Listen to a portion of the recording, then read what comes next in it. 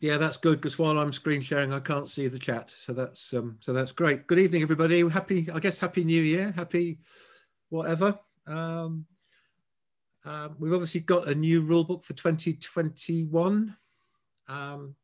So let's just get going. I think Gareth has covered some of this. I mean, if you want to speak, please unmute your microphone. I'm quite happy to take interruptions on the way through. It makes it much more interactive and much more enjoyable, I hope. I might even be asking questions, and then that would be a good invitation to turn your microphone on. And as Gareth said, if you send a chat, that would be helpful if you've got something. And Gareth's going to stop me if he sees a chat that I'm not responding to. We're going to record this, so it will be available and posted, as Gareth has said, but also I will send a copy of the slides through to Gareth, and he'll make that available through the club website as well. As always, I haven't told Gareth about this bit. The club is offering prizes for any observer spotting any mistakes that I make. So I look forward to awarding prizes on behalf of the club. Okay, topics for today. I'm going to cover a few of the highlights of the rule changes for 2024. There's actually something, if you go technically, there's about 200 changes. I promise you, I'm not doing 200 changes to the rules. We're going to look at the start line, some luffing situations. These are all based on questions that have come in that Gareth asked for some input. We're going to cover what is the status of anchor lines on marks and committee boats. We're going to look at hunting in port and starboard. That does have some relevance to the America's Cup race that we saw in the last match. We're going to look at port tack boats when they're crossing starboard tack boats upwind. And we're going to look, if we get time, we might get onto some basic windward, leeward mark rounding rules. My guess is we're going to run out of time before we get there. And I'm definitely going to stop. I'll probably stop around 8:30, whatever, and then ask for questions for anybody that has got. Some of them we might hold for next time, but I'll also try and answer any questions that people have got this evening. And we'll be shutting down at 8:45, 8:50 at the latest. Okay. So into the rules, the things that have changed and the things that affect sailors most. There aren't that many things that actually affect sailors, fortunately, but the definition of start and finished has changed. It used to be that if your crew or equipment were over the starting line, or they would be used to finish, it is now the hull only. And that has raised some questions, but the questions have pretty well been answered. So the hull, as far as this rule is concerned, does not include bowsprits or rudders, but it does include wings and wing extensions. It's recognised that this change has introduced a couple of complications, but it's also removed a lot of problems. So on balance, it still felt to be a good move. And I could go into all sorts of detail if anybody wishes to, but we know that getting used to that might be a bit tricky, but we'll see how that goes. Sailing the course is a new definition. It's because a lot of what was in Rule 28 was quite long-winded and got repeated in a number of rules. And we wanted to use it in a number of rules, so it got its own definition. It really hasn't changed very much. So you still have to go around all the marks in order. You have to pass all marks. You have to round some of them if they're specified, and that means your string has to touch them, and you have to pass between gates. An interesting change maybe to a mark. It now only includes things that are intentionally attached to the mark as opposed to accidentally attached to it. So if you have a situation perhaps at the pin mark where you actually get one boat at the pin end, fouls the pin end committee boat or mark, and then another boat comes and touches that boat, well, that doesn't break Rule 31 because the boat that's attached to the mark is accidentally attached to it. So you don't break Rule 31. You might break some other rules by hitting it. On the other hand, if there's clearly a dinghy tied to the back or a buoy, a keep-off buoy tied to the back of a committee boat, that's pretty obvious it's intentional. That becomes part of the mark.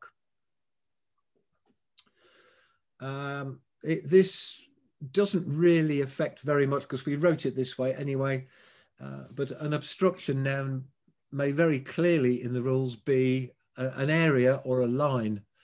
That does affect us at Lymington coming out of the river, where the harbour master insists that we keep out of the river under some circumstances. So we actually create areas that boats cannot sail into, will be in the sailing instructions.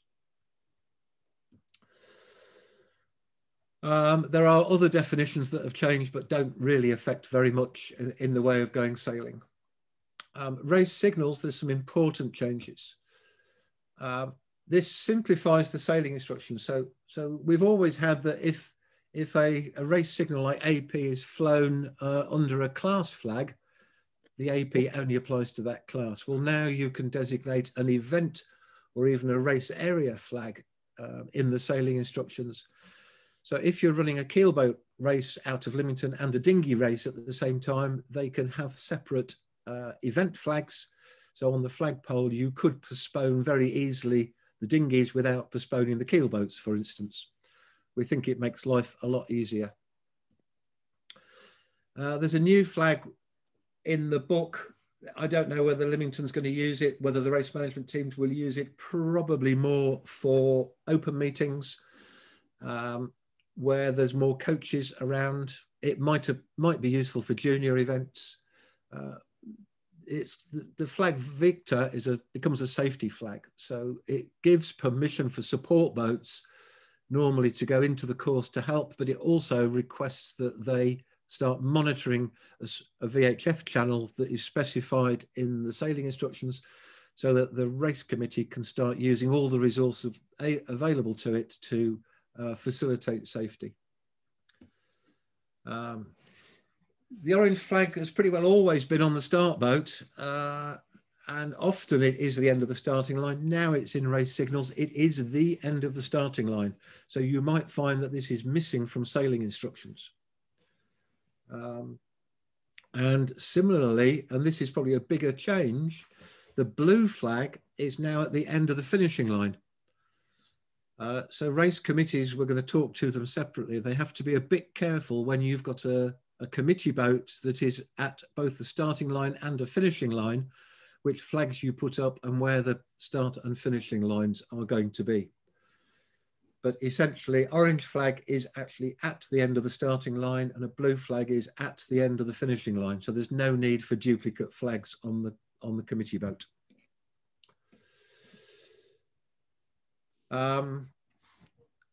Any questions on that lot so far? John, we've got a quick one from Rob Henderson. Yep. Rob, do you want to just unmute yourself quick and ask?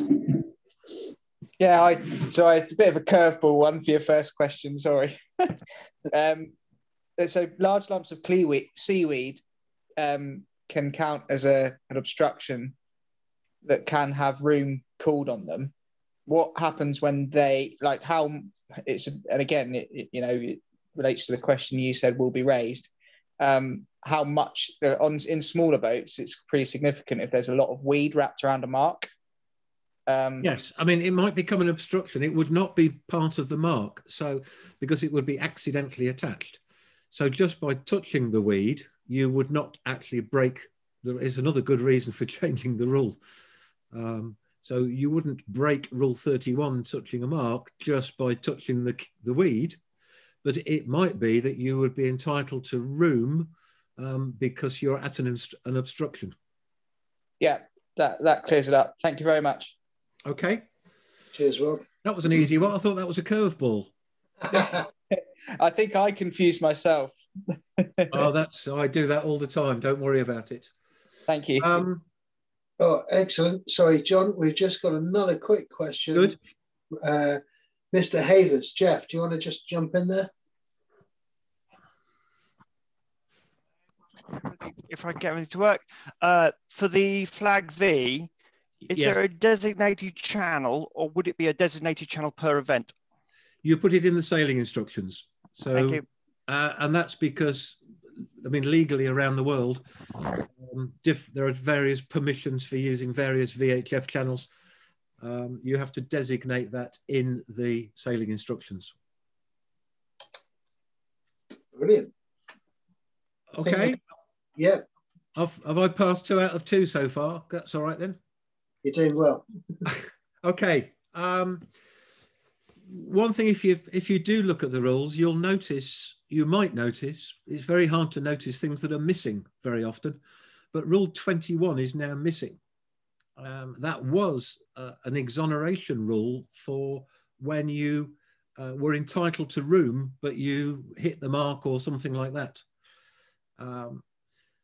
The reason is that all the exoneration rules have gone into new Rule 43.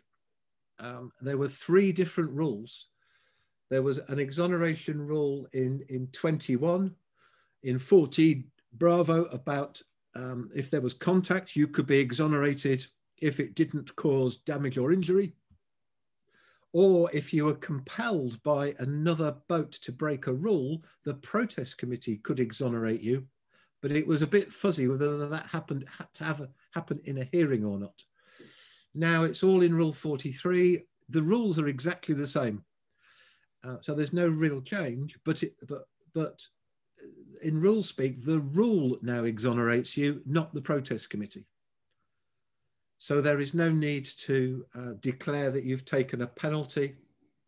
The rule exonerates you, and if it ends up in a hearing, the committee just apply the rule if it would apply to you. So there's 3 rules gone into one place, but they've gone into Rule 43, which might be a bit harder to find. So it's near the whole thing. So there's a whole sequence about rules that you break. Then you get to Rule 43, which is the rule might exonerate you. But if the rule doesn't exonerate you, you might move to the next rule, which is Rule 44, to take a penalty.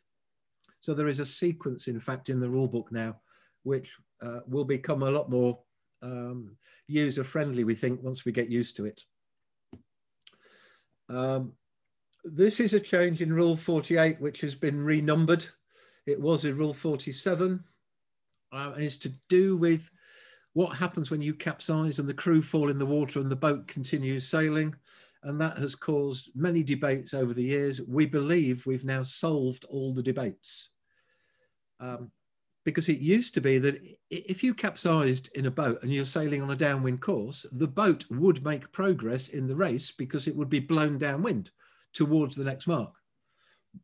You could argue it, but actually you broke the rule because you made progress while the crew were not on board. So we've changed the phrase from progress in the race to the crew resuming sailing the boat. So because the crew are in the water, they are not sailing the boat. So if the boat drifts towards the next mark, you don't break this rule.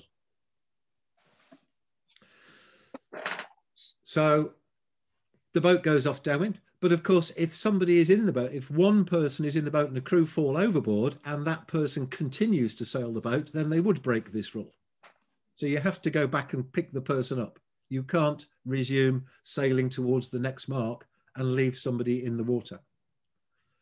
And once we've resolved that, and we've got the definition that the hull is the only thing that counts when you cross the finishing line, you don't care where the crew is. If the boat crosses the finishing line, it can be capsized, upside down, pointing any way, mast forward, mast broken, fallen over the bow, whatever. It's the hull crossing the finishing line that finishes the boat. So hopefully that's resolved a lot of the issues around that rule and could affect quite a lot of racing. So I thought it was worth putting this one in. For those of you that are used to trapezes, there was going to be a rule change to increase the weight of a trapeze harness up to 6 kilos, unless class rules reduced it. That has been reversed in a rule change since the RYA have published the rule book. So if you've bought an RYA rule book, you might need to go in and change rule 50.1b.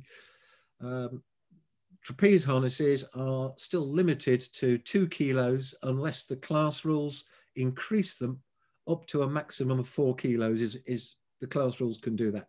Some class rules go as far as 3 kilos, for instance, or different weights. They cannot go higher than 4 kilos.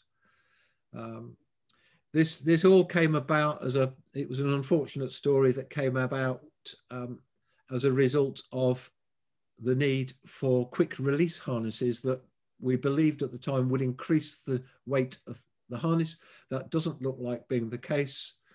And in fact, the quick release provision on trapeze harnesses is going to come into force on the 1st of January 2023. But class rules may accept that requirement. I'm not going to dwell on that too much but it does affect anybody who's using, are in trapeze boats. We're not sure the next one, how much it's going to get used, but discretionary penalties have become more and more common in the rulebook. Because DSQ for minor infringement seems awfully heavy, blah, blah, blah. Now there's a rule that if you know you've broken a rule, but it's subject to a discretionary penalty, you don't have to retire anymore, but you can come and you can make a report that you've broken a rule, and the protest committee are then required to determine what your penalty should be. And there is guidance on that. And because you confessed, you should get a lower penalty than if you were convicted in a hearing. And there's provision for that in the guidance. So we'll see whether this rule actually gets used or not.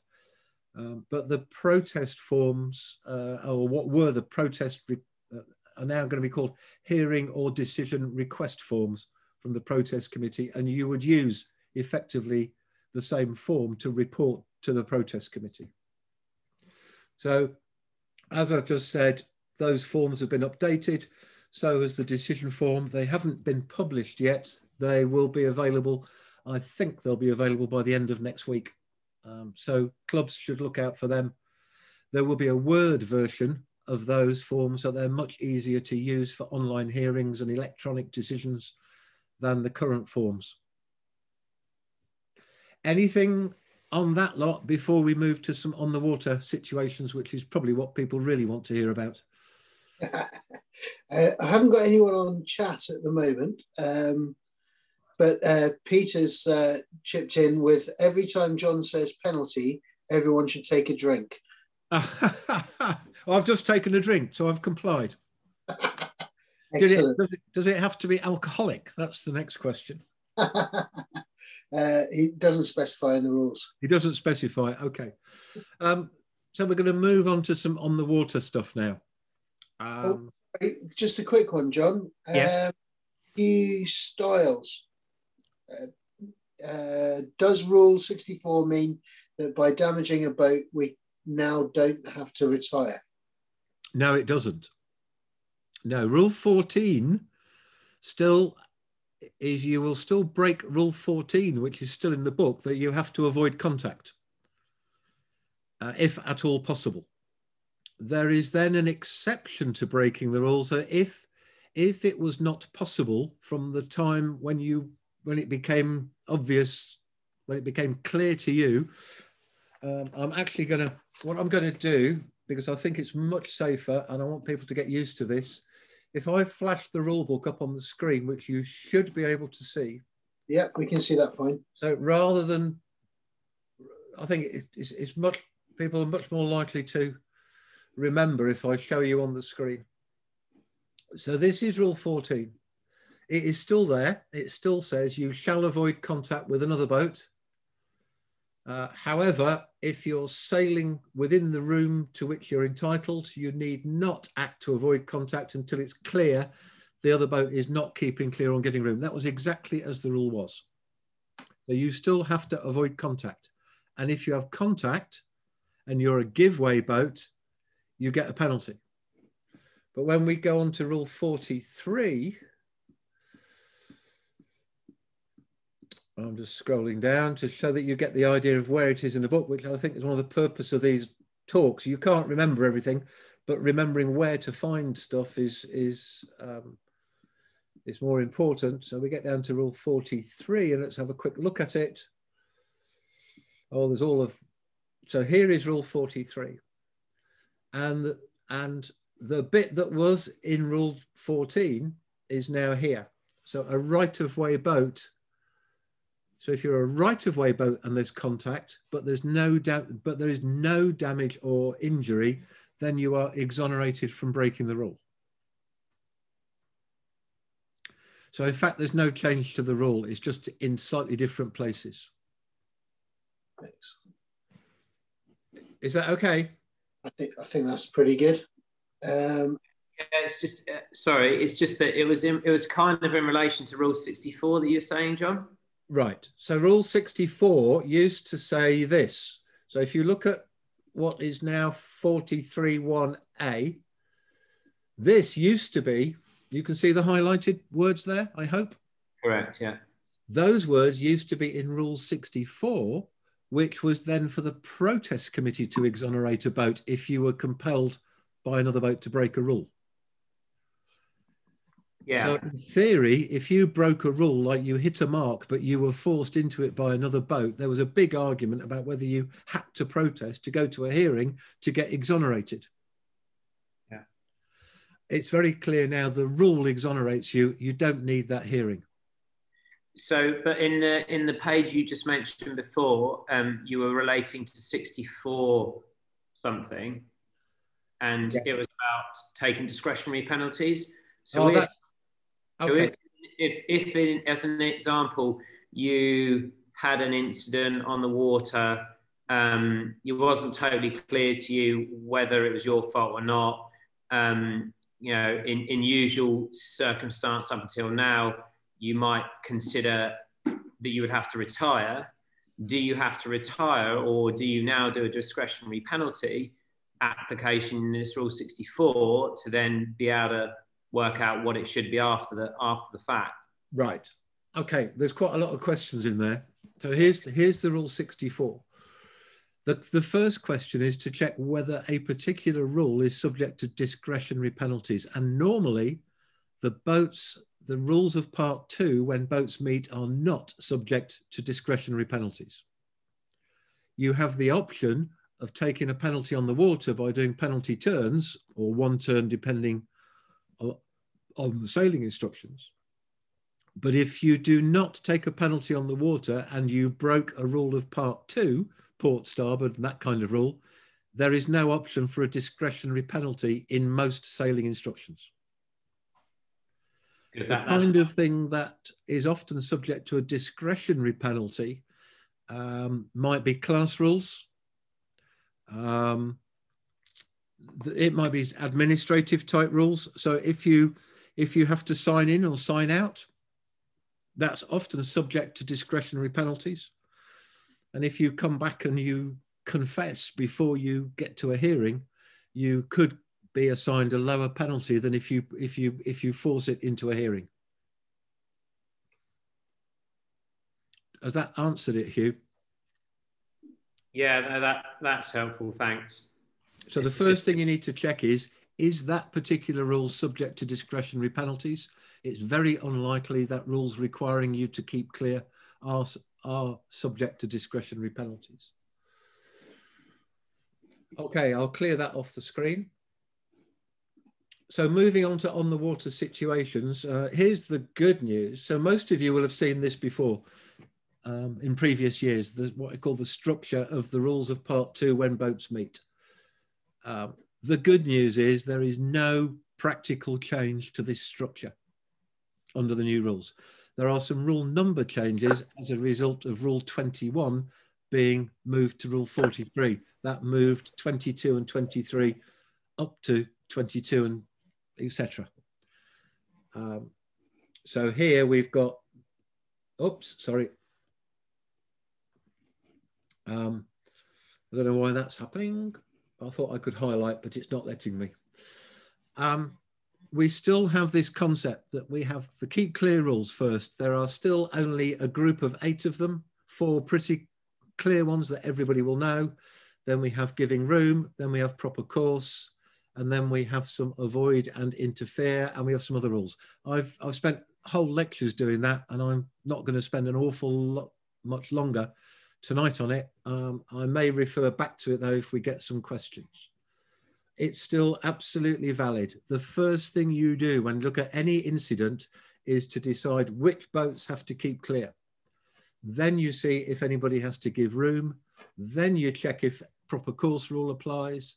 Then you check if any of these rules apply. And it is possible in any one situation for rules in all 4 columns to apply. And you can even break rules in all 4 columns in the same incident and end up with more than one boat being penalised. Nothing has changed.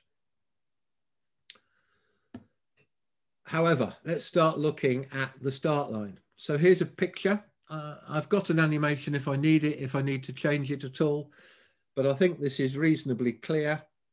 I was asked to look at the situations of luffing on the start line. So I want to start off with this situation. I hope that's big enough for people to see. And the question is, which boat is required to keep clear? Anybody want to comment?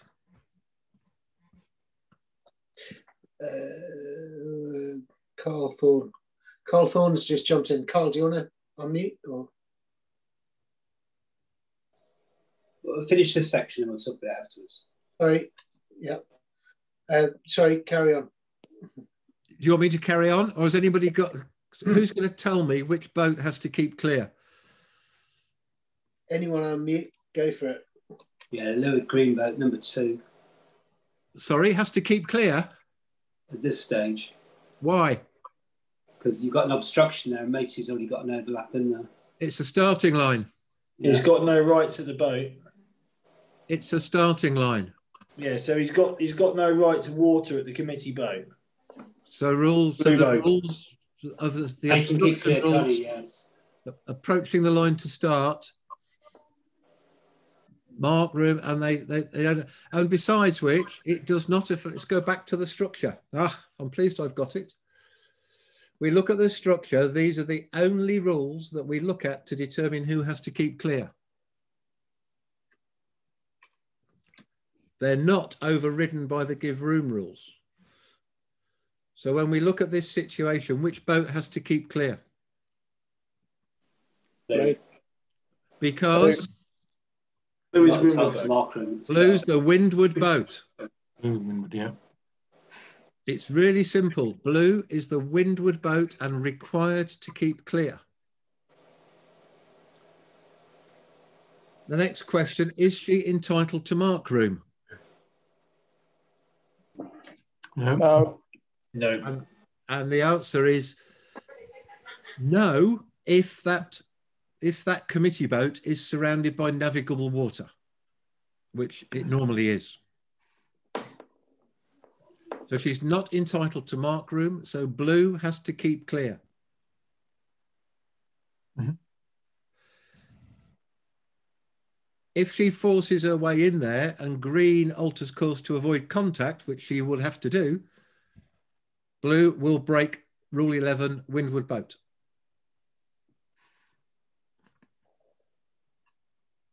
That's really fundamental to starting. And if the rule was different from that, you could end up with a whole stack of boats up here, all screaming room and pushing everybody down the line. I mean, the start line just would not work. It would be absolute chaos if you were entitled to room at a starting mark.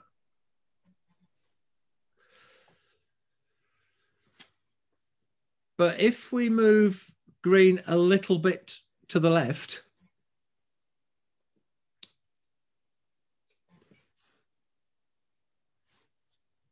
which boat has to keep clear? That's green this time. Why? Because the boat's already in there. She can't luff her into it hasn't changed, which is the windward boat. even though the obstruction's there. It hasn't changed. Yeah, blue sailed themselves into the impossible situation. Blue is the windward. Blue is the windward boat. She has to keep clear. Okay. Blue is the windward boat and has to keep clear. It doesn't matter where she is. There is another question though. Can green shut the door? Not if it's beyond head to wind. Not if she has to luff beyond head to wind. Oh, this is interesting. We need to get this sorted out. We can always do 2 talks if we run over time. So, let's keep carrying on. So green can't luff blue into the committee boat, even though blue is not entitled to room there, but she can protest. So let's look. So blue must keep clear because she's the windward boat. However, and rule 18, that's the mark room rule, does not apply because we're at a starting mark surrounded by navigable water. So blue is not entitled to mark room. However, green has altered course and she's a right-of-way boat. And if you look at rule 16, and let me kick up rule 16.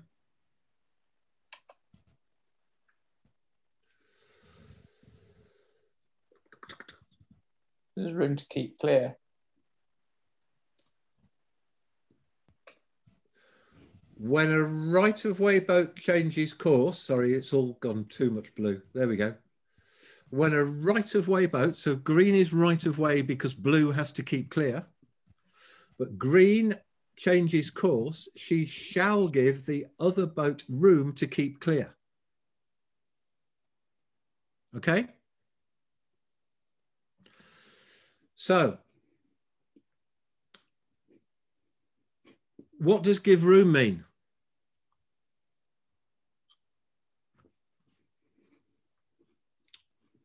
We need to flick the rule up again, and we need to find out the because room is in italics, we know it's a definition. So we now need to go back to the definitions and we need to find room. And we find here, room is the space the boat needs in the existing conditions, including the space to comply with her obligations under rules of Part 2 and Rule 31. That's a bit of rule speak, but Rule 31 is you shall not touch a mark. So in order to comply with her obligation under Rule 31, green cannot force blue to hit the mark when she luffs. So if blue has got her nose in and blue luffing would force blue to hit the mark, then green breaks rule 16. And in fact, blue would then be exonerated because she was compelled to break the rule. That's how the rules work.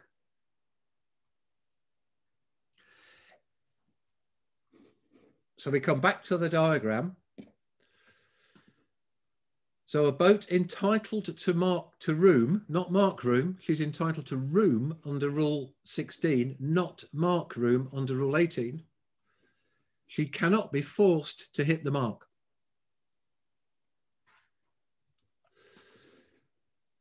So green may force blue to go the wrong side of the starting mark. So if green luffs here in position 1 early enough, that blue can pass to windward of the committee boat, she's got to go.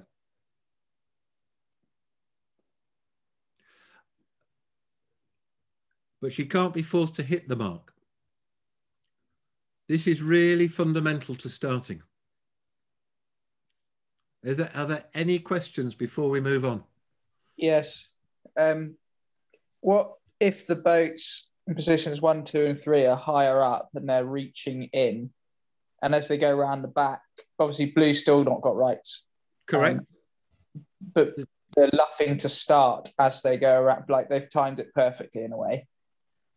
They're luffing to start, and then as the start gun goes, that becomes their proper course, etc. Proper course doesn't come into, proper course is completely irrelevant in this. There's no proper course before the starting signal. There's no rule. There's no rule that would limit a boat's proper course at this stage. But as the start gun goes, say that they're coming across the starboard aft quarter of the committee boat when the start gun goes, and they're reaching. Then blue is the windward boat, and she's not entitled to mark room. Okay, but that doesn't count as a luff if they don't start. If green, sorry, I'm going to try. I am going to try now. Then, sorry. Actually, John, Simon White's got a question here as well, which kind of comes into this one. Yeah. Simon, I'm going to just ask your question because I think John can answer all together. Yeah, John, just very quickly. So how high can you, quotes, luff? Is that defined in the definitions? No, how high, what happened? So let me try and help you. Can you go stationary? Questions to get the answer yourself. Which is the leeward boat? Green. Green. Green. So she's the right-of-way boat. When does she stop being the right-of-way boat? When she's on the other tack. Which is when? Past head to wind. When she passes head to wind. So until she passes head to wind, she is still the leeward boat and is the right-of-way boat. Even if she's parked almost on head to wind. Yep. Okay, thank you. So she can luff up to, but not beyond, head to wind. So let me, what I need to try is to get to, it was 02, wasn't it? It's this one. So here I can now move the boats, look. Okay. So I think but I want to save it as another file so I don't lose this.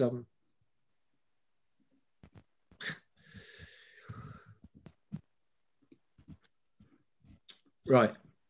So I think what you were saying was that the boats might be coming along like this. Yeah. As the start gun goes, they pass the transom of the committee boat as the start gun goes. Yep. So they're coming in here. And then they come in here. Is that about right? Yeah. Hang on. Well, the rule's exactly the same.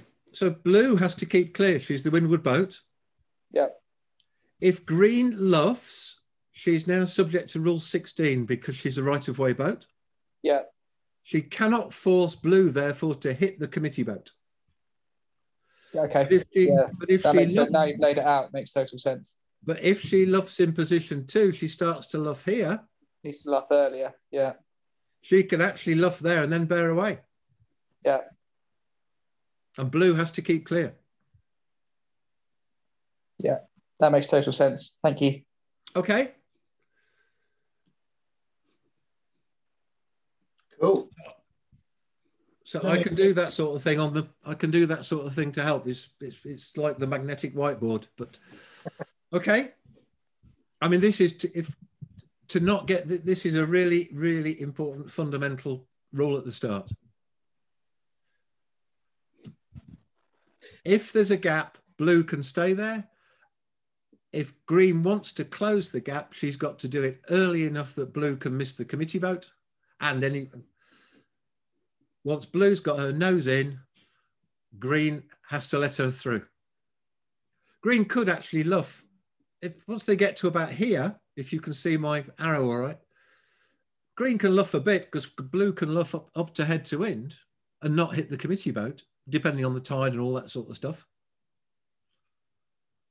But she can't force her to hit the committee boat. She can luff, but not force her to hit the committee boat. Okay? So let's have a look at some other situations then. So we've almost covered the blue and the yellow situation. But we were asking about how far can blue blow? Can blue force yellow to tack?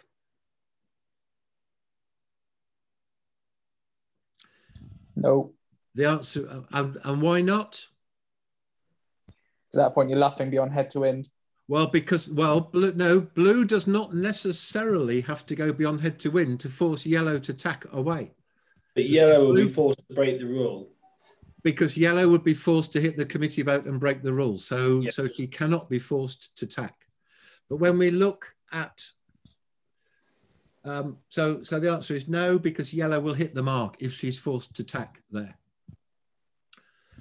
Look at red and green. Can green force red to tack? No. Provided she doesn't go, I should say, provided she does not go past head to wind. Because if green comes up head to wind, red can't stay there.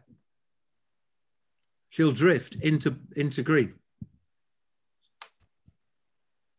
Depending on the size of the gap, of course. Presumably it's about whether green gives her room to keep clear as she tacks. So in this situation, if these were dinghies, red has got plenty of room to tack and tack back. So green can force red to tack away. As long as she's still keeping clear in that luff though, isn't it? Well, yeah, but she's going to get closer and closer, isn't she? Mm-hmm. I mean, the hydrodynamics of that are going to close the gap. Anybody who's done any match racing will know, if you're red, you cannot live there. It's a nightmare. You cannot stay there. You have to, and you might as well tack and tack back while you've still got some boat speed.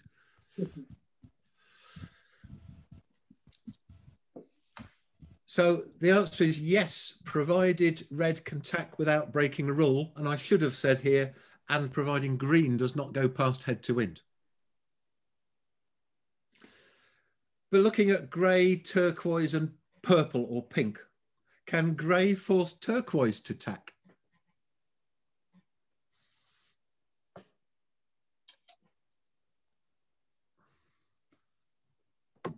No, because turquoise hasn't got anywhere to go. Correct. And it's unlikely because purple is not close enough to purple that purple would have to tack as well. If the whole pack of cards go, as long as grey gives room for the pack of cards effect, she could effectively force the whole pack to tack. But obviously, the more boats there are, the less chance is that grey can force turquoise to go past head to wind, because turquoise will break the rule. So they've got to pass head to wind in sequence from right to left. Otherwise, the boat next to them is going to break rule 13 by passing head to wind first. Does that make sense? Excellent. I think the chat's all clear at the moment, John. So okay. So in fact, I was asked to look at luffing pre-start, and in fact, it depends where you are on the start line and what is happening to windward of you to determine how much and when you can luff. You cannot luff somebody into the committee boat. You cannot force somebody to tack if that causes them to break a rule. But if they can tack away and not break a rule, you can go head to wind and stay there. Okay? excellent. John? Yes. It's you. Can I ask a question? No, of course you can.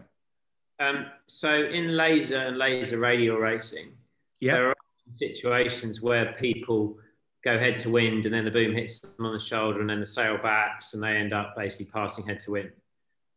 And then another person up the line, one place up the line is still on starboard. Can you just clarify for everybody's benefit when a boat that was on starboard and luffs, he has right? Am I right in saying that they have rights until they get to head to wind, and then they lose their rights? And at which they lose their right when it is clear that they've passed head to wind. And what would you, from a jury's perspective, say was clear? Aha. Well, it's like that's a very good question, because this happens in the rules all the time.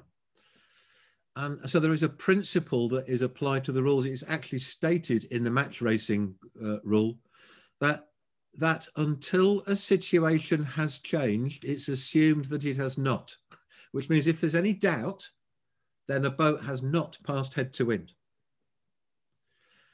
And that sounds awful, but our experience is if you actually, I've tried an experiment with people on the water, Hugh. I get people with a whistle and I get them to whistle when they think a boat has passed head to wind. And in fact, you can create all sorts of problems with it. I mean, I used to umpire America's Cup boats and the rigs would be 90 feet high with 20 degrees wind shear from the top of the mast to the bottom. When does that boat pass head to wind? Is it the bottom of the boat? Is it at the boom, or is it the masthead, or wherever? There's all sorts of problems with it. If the boat is turning and the sail backs, it's very confusing whether the boat has passed head to wind or not. It's almost impossible to tell in many ways. And yet, if you give a whole load of observers a whistle and you say, please whistle when it's clear to you that that boat has passed head to wind, guess what happens? All the whistles go very close to each other. So I think it is actually fairly clear when, I think people in boats know when another boat has got past head to wind. And it's probably not within 4 or 5 degrees, but after that, it becomes pretty obvious. So I suppose my reassurance or point is for our aero laser sailors when we're racking up, then, you know, when you go to qualifiers or open meetings, then actually people do sit very head to wind or backing sails occasionally or whatever. And obviously that's pretty clear, but actually there is a bit of grey there. Yes, there is grey. And for sure there is some. Can you just clarify for everybody, where, if you were to pass on to port, i.e. had clearly passed through head to wind, yep, at what point do you regain rights as a starboard tack boat if you then went back onto starboard? Well, once you're tacking, you will be tacking until you are on a close hauled course. So when you come back through head to wind, coming back onto starboard, you've got to get all the way to close hauled to become a right-of-way boat. Thanks, John. Once you've passed head to wind, you are subject to Rule 13 until you are on a close hauled course, either way. Okay? Yeah, that's great. Thanks. Cool. So, John, we're at 22 minutes past 8 at the moment. And you said we can always do another talk as well. Yes, yes. So I'll go to half past and then I'll open the floor for any more questions and stuff like that. There's a couple, I think I can get a couple of slides in to finish this sort of starting area, Gareth, which probably makes sense. And maybe we'll get some other things another time. But we may not start a new topic tonight because that might take a bit longer. So the other question that I get asked is, can a leeward boat force the windward boat over the starting line? In other words, does the starting line give the windward boat any protection? And I think you're going to easily guess what my answer is, and the answer is no. Because you don't actually break a rule. See, when the leeward boat luffs, you can't force the windward boat to break a rule, but you don't actually break a rule by going over the starting line. It just means you can't qualify as started. You've got to return before you start, but you don't actually break a rule by going over the starting line before the start, even with a black flag. So the starting line does not protect the windward boat. So the windward boat has to go over the line if that's the only way they can keep clear.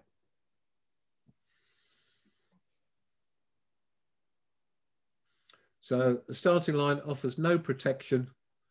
If you get over the line, you just have to come back and start correctly. If it's a black flag, tough.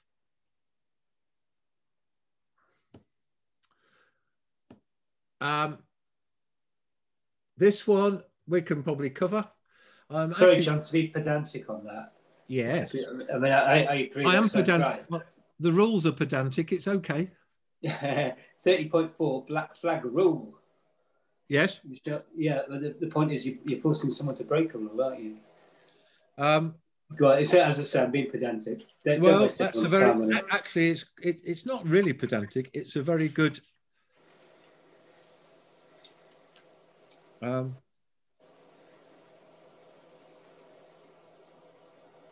just looking for the prize. I keep trying.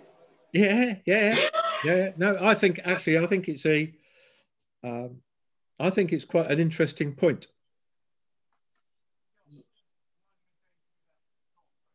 John,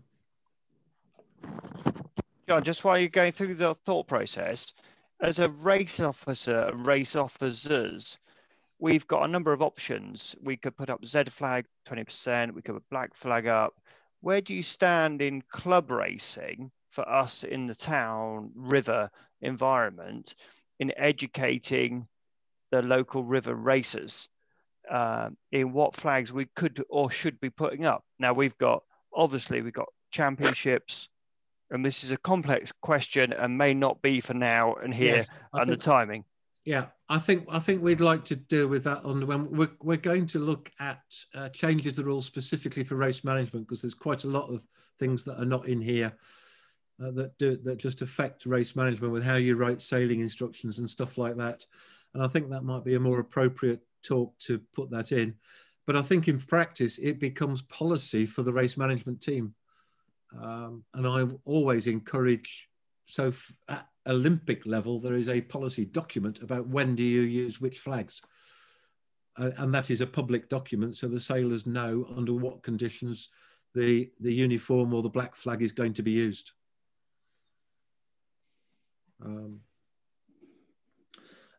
This is one that I can do, but I think I need to go to the animation. If I can, oops, that's the wrong one.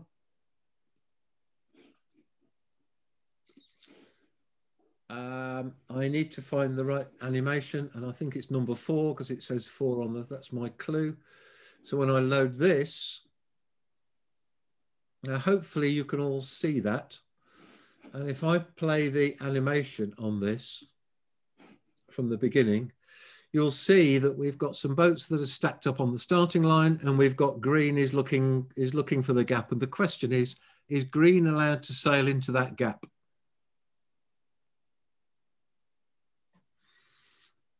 Yes.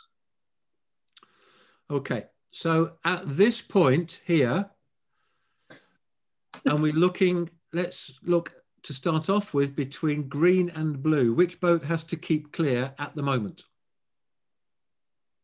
Anybody? Between green and blue, which boat has to keep clear? Is he astern at the moment, John? I can't be sure. Well, if I put the green hasn't established his right of way, so I can put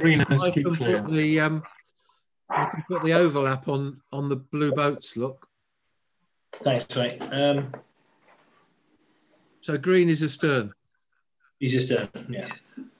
He has to keep clear. So green has to keep clear. Okay. Yep. And green also has to keep clear of red, which is also clear astern of red. Yep. Okay, now we get up here. Somebody's got their mic open because I'm getting feedback off my voice. Now which boat has to keep clear between green and blue?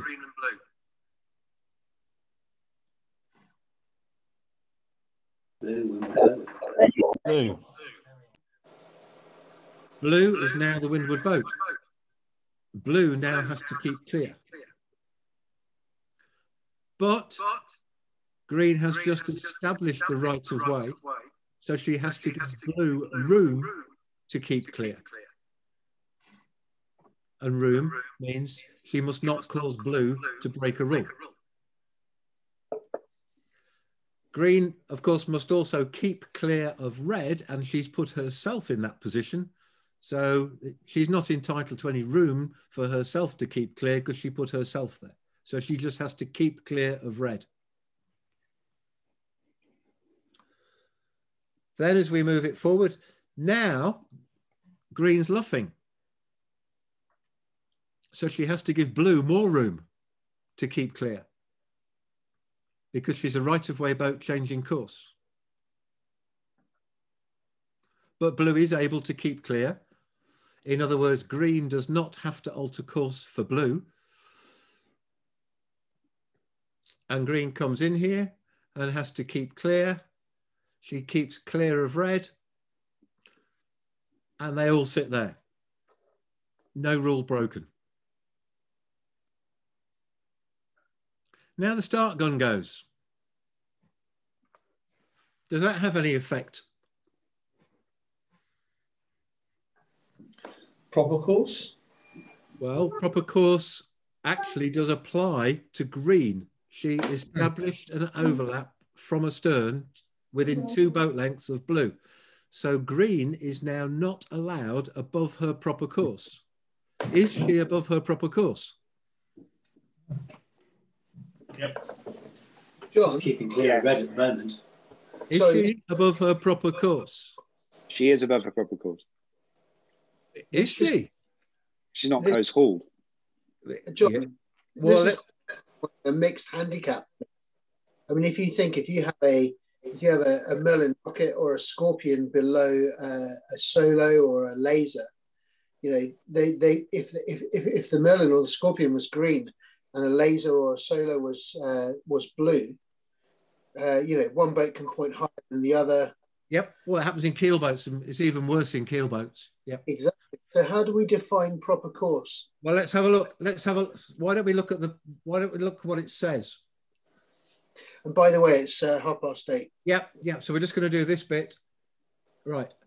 The proper course is a boat a course would choose to sail in order to sail the course and finish as soon as possible in the absence of other boats referred to in the rule using the term. So when we look at green and blue, the other boat referred to in the term is the blue boat. So we take the blue boat out of the equation and we say, what course would green be sailing? Will she be sailing to keep clear of red? So she is sailing her proper course. But red should be close hauled now, shouldn't she? Because she Why? should be sailing a proper course. But she's not subject to the proper course rule. She did not establish her overlap from clear astern. So when we look at rule 17, there is no obligation on red to sail a proper course, unless she came from astern as well. Okay. So rule 17 that limits the proper course, and it's the only rule that limits the proper course, only applies if a boat was clear astern and becomes overlapped to leeward. If she tacked into there, or if blue came in there afterwards, red's got no reason to sail a proper course under the rules. And nor is pink. So they can stay as high as they like, as long as they like. And that enables green to keep clear of red and stay as high, and blue just has to keep clear.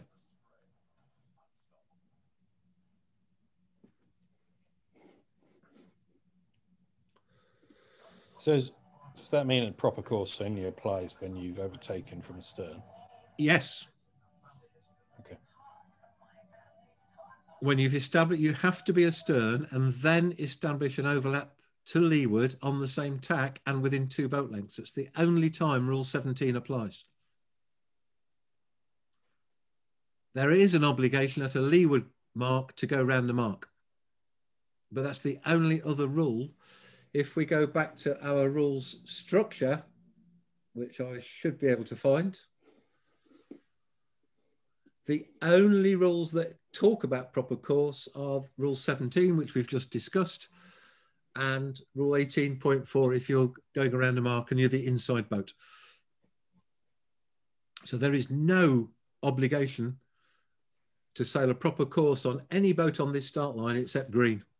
And she is sailing a proper course, because if blue wasn't there or yellow wasn't there, she would still be keeping clear of red.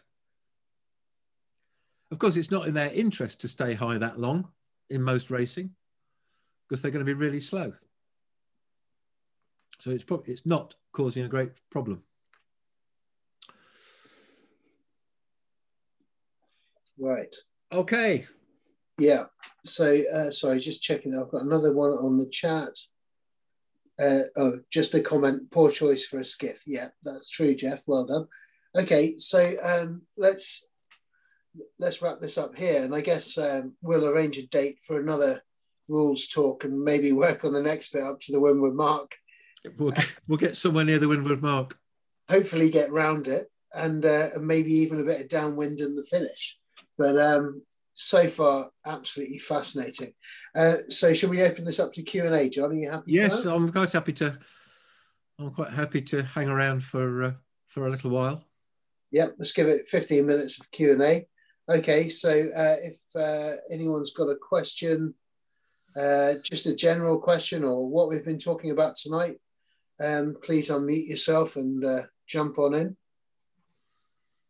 Yeah, John, just a quick one. Other than what we've touched on this evening, are there any fundamental changes that you've not spoke about this evening that we ought to be aware of? No, I think not. Well, not from a racer's, not from a person going racing perspective. Okay. No. And what, I mean, one of the things we're pretty confident about that is with the delay to the Olympic Games, the rules normally get changed after the Olympics, but because of the 4-year cycle and the fact there's no certainty the Olympics is going to happen, it was decided that we'd implement the changes on January the 1st this year, and that was after review with a whole bunch of coaches to be assured that there is nothing that significantly changes the game as far as actual sailing is concerned. Great. Cheers, mate. John? Yes. Is that Hugh's voice? Is that Hugh's voice? Yeah, sorry. It's Hugh. Right. If you're sailing out wind and you have two boats that are on starboard tack within half a length of each other from gunnel to gunnel, basically pretty parallel going out wind, and the leeward guy by accident drops his main sheet. Yes. And the mast tips hit. Yes. What's that situation? What's the outcome? There's actually, I mean, I'm going to have to look it up here because I can't remember it off the top of my head. But there is, because there's an appeal case that actually deals with that situation, and the appeal case says that if the windward boat was keeping clear in the conditions. So in other words, if you're sailing along and you would not have any reason to expect that boat to come pop upright or whatever, then you do not break the rule. If, however, it is lumpy, wavy, and the boats are all over the place, then you have to give enough room to allow for the conditions. And so you might break the rule. So it would be condition dependent, Hugh. So I'm assuming that therefore Rule 43 would exonerate the windward boat. Correct.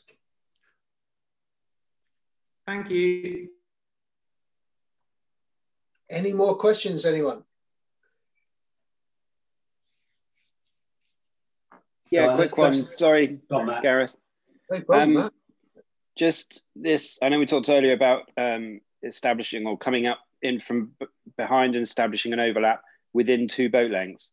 I've never been clear on how you define 2 boat lengths. Is it 2 boat lengths outwards and which boat? Or yeah, how do you define within 2 boat lengths when you're establishing an overlap from behind? Let us just as always, check what the rule says, because there's often a clue in the rule itself. So we're looking at rule 17.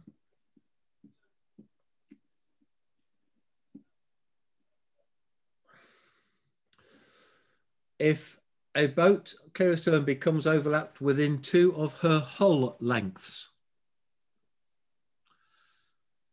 So you take the length of the hull. So I would say that when you, if I can possibly make my animation program pop up, and I put a boat on here, I can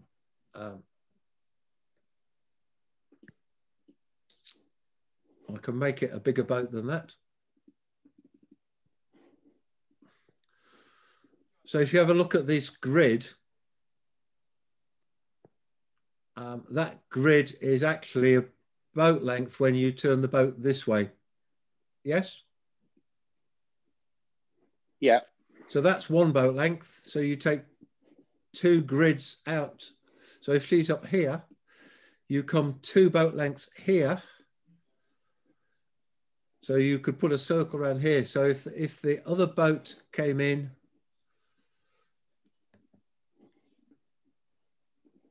and she comes in here, she's within 2 boat. She's within 2 hull lengths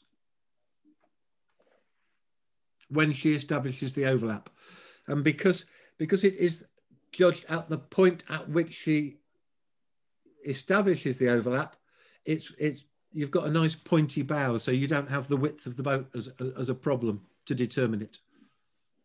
Mm-hmm. So it's really hard practically to judge that when you're actually on a race course. There's all sorts of things in boat racing that are really hard to judge, like head to wind, 2 boat lengths, whatever. And it used to worry me a lot that there was all sorts of uncertainty in the rules. I think the reality is of this, because this rule generally only has any effect downwind, it's a long way away. I mean, the chances are that if you're able to get anywhere near to this boat, the chances are that you were within 2 hull lengths when you established the overlap. Otherwise, you're just, I mean, it's going to be different. I agree. If you've got, I could even be smart ass here and put a spinnaker on this boat and a jenniker on this one. So the angle that this one's going to come in at is going to be significantly different. That makes a problem. That makes it much more likely that she could have been outside 2 hull lengths when she established the overlap, but there is still a problem. Mm-hmm. Yeah, that occurs a lot in like the Round the Island race or something like that. Yeah. There's no doubt. I mean, the rules they have been looked at, but nobody's come up with a solution yet. Of course, the rules were written before jennikers even existed, and nobody's come up with an improvement on the rule. But it can be a problem with asymmetrics against symmetrics for sure. I would say, again, you go back to the point of certainty. You know, this blue is clear astern, establishes an overlap. If there's any doubt about it, she does not have luffing rights, if you want a better word. But of course, this is her proper course. So she's quite entitled to come in here, and yellow just has to get out of the way. It is blue that is entitled to sail her proper course, not yellow. As long as she came in within the 2. No, it doesn't matter. Outside the 2 boat lengths. If blue comes in, she can come in inside 2 boat lengths. If her proper course is this angle, and yellow, and this is the proper course angle for yellow, yellow has no right to sail her proper course. She's the winner of a boat. She has to keep clear. Blue is not allowed above her proper course. And if her proper course is much higher because she's an asymmetric, that's tough on yellow.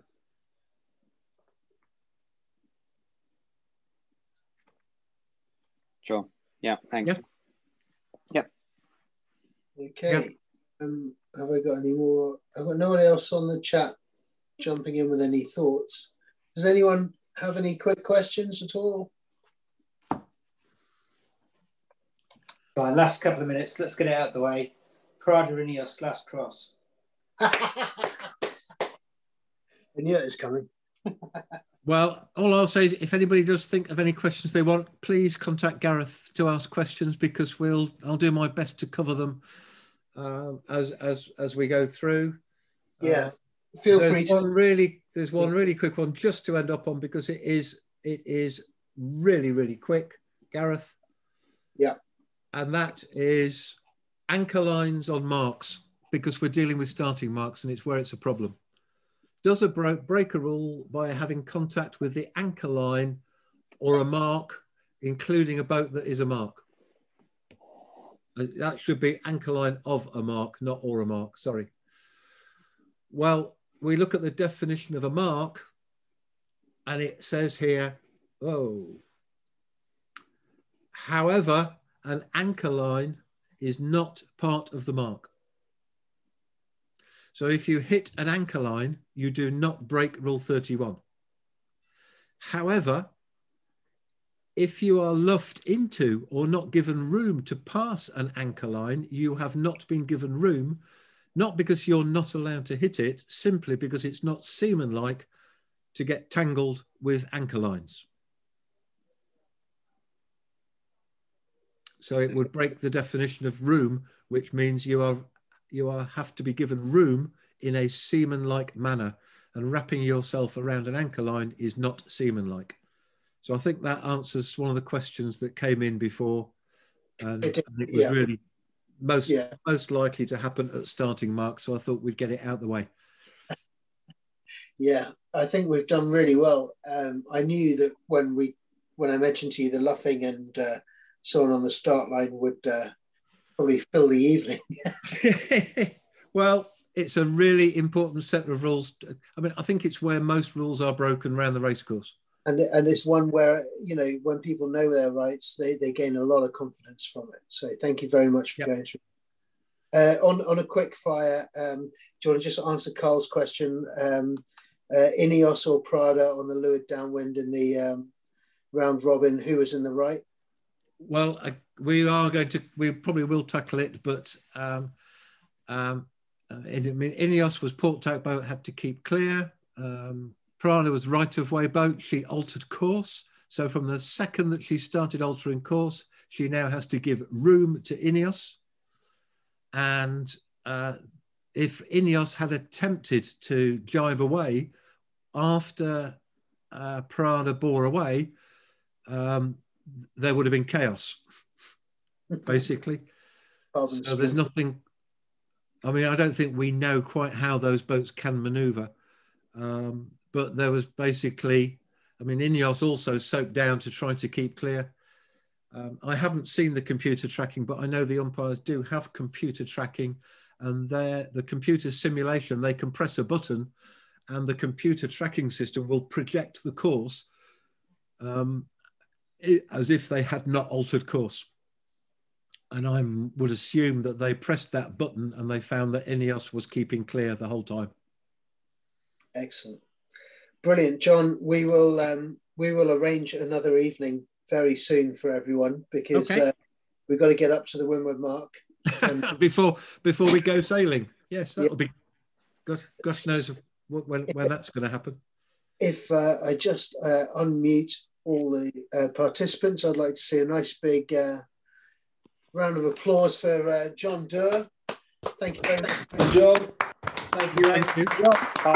I'm afraid my glass is empty, but I'll fill it up and have a drink now. Thank you very much. Thanks for your attention. See you before too long. Please send your questions in to Gareth. Thank you very much. Thanks, John. Thanks, Gareth. Thanks, Gareth. Very good. Well done, Gareth. Thank you, Gareth. Thank you, John.